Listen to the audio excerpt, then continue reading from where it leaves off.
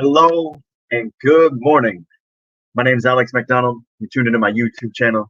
And today I want to talk to you about the benefits of accepting those you don't like and how to get started. So as we get into this, I just want to preface this saying that there's a lot of people in this world, and it's like we live in a time of division. All these people are arguing about different things, not agreeing on different things, and everyone has a platform to speak what they believe. And because most of it's been digital, because we haven't been face to face, a lot of people have this keyboard courage where they think they can say whatever they want and it's all okay. And yeah, we have the freedom to speak our mind, and we should be speaking truth if the truth is the truth.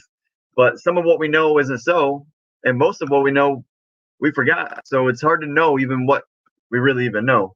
That might have made no sense for some of the people, but for most people that are intelligent, they're like, that's totally true. So because we have all these keyboard warriors, people thinking that they can say whatever they want to say and there's no consequences, a lot of people are more nasty than ever, more divisive than ever. Well, I want to come with the message of unity. And so I want to give you a couple of tips on how to accept those that you don't like and how to get started. Because let's face it, you're not going to like everyone. Sometimes the feeling's mutual. Not everyone's going to like you. We sometimes meet someone who just rubs us wrong, and then you become instant rivals, right down to the barely suppressed sneer and curled lip. They're like, other times it's not quite so dramatic. You might be making every effort to build a relationship, but they're just not having it. Or there's some previous history standing in the way of a relationship with someone. I know for me, if this dude was with a woman that liked me, just liked me, then that dude hated me. Or like my wife's ex-husband, he hates me just because it's territorial. It's like two deer wanting to come together with their antlers and pound heads. And so you're not always going to get along with everyone, but you can do your best to try. So whatever the case is, there comes a time to let the dislike go. Holding on to animosity, even with something so subtle as not wanting to be around a certain individual at work, only winds up hurting you in the end. And so a lot of this is applicable to your job, to your home, to your neighborhood, to maybe like the parent teacher conferences, things like that. It only ends up hurting you in the end. In fact, you might even be missing out on some of the hidden benefits by accepting someone you don't like. So what are some of those benefits of accepting someone you don't like? Hopefully you're intrigued and you want to listen more to discover the why of it, or better yet, the how. So here are a few benefits of accepting those you dislike. It reduces stress caused by the tension within the relationship. It cuts down on anxiety regarding what the other person will say or do. It frees you from destructive thought patterns regarding this individual. And last but not least, it allows you to enjoy your relationships fully without worrying about how someone will or won't react. So in order to get started, you only need to follow these 3 steps. I like 3 steps because I can go 1, 2, 3 and be done. So number 1, address any fears. These are something that any of us can do if we just make a choice. Address any fears. Frequently, when we dislike someone, it's because they're triggering us somehow. By looking deeper into the emotions being raised and addressing them, you'll be able to let go a lot of the negativity you're feeling toward them. This is especially true of fears, which have a way of looking like a lot of other things, such as dislike. Number 2, let go of the anger. Much like fears, anger has a way of keeping a pretense of hearty dislike. This is what happens when you let things fester, especially over something you've been holding on to for a while. Here's a pro tip. Try forgiveness. Lay the past to rest between you and try accepting this individual now in the moment.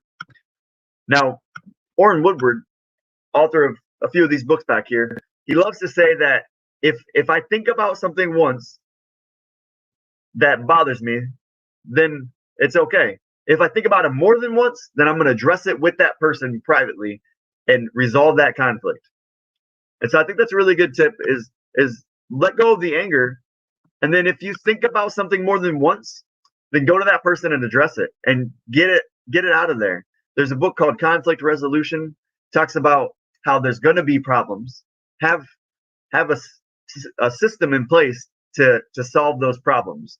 And they describe it as our city has trash collection. That's a system. If we didn't have that trash collection, man, this whole town would stink even more than it does. And it'd just be full of rodents and bugs and all kinds of nasty stuff.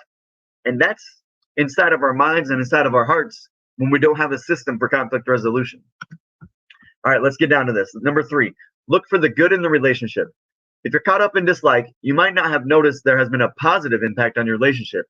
Look for the things you've learned from this individual. Even harsh lessons have a way of guiding us on a new path, benefiting us in the long run. And then I love what Abraham Lincoln says. He has a famous quote that says, "I do not like that man. I must get to know him better." Sometimes we do ourselves a great disservice by hanging on to an immediate feeling of dislike for someone. As humans who grow and change, if we allow for it, relationships with those we don't like can improve. Even if the connection never becomes stronger, accepting that the person is just the way they are will bring more peace into your life. More peace in your life will bring more joy. More joy will bring greater results. It'll make you more productive and it'll make you more effective. And if your goal, like mine is, to preach Christ, and maybe without even words, then just accepting others, is bearing one another's burdens, thus fulfilling the law of Christ, which is from Galatians 6:2. This is our family verse. And so think about Jesus. He accepted others. He dined with prostitutes and tax collectors and loved on the lepers who nobody would go near. And he banded together with rough fishermen. He accepted others for who they were. And when you do that, you're able to preach Christ without even using words. So I hope these 3 tips helped you. This thought process of how can I accept others that I don't like will benefit you, benefit the relationships you have, and create unity in a world of disunity. I believe in you. I see you at the top, so I'll see you real soon. Love you guys. Thanks.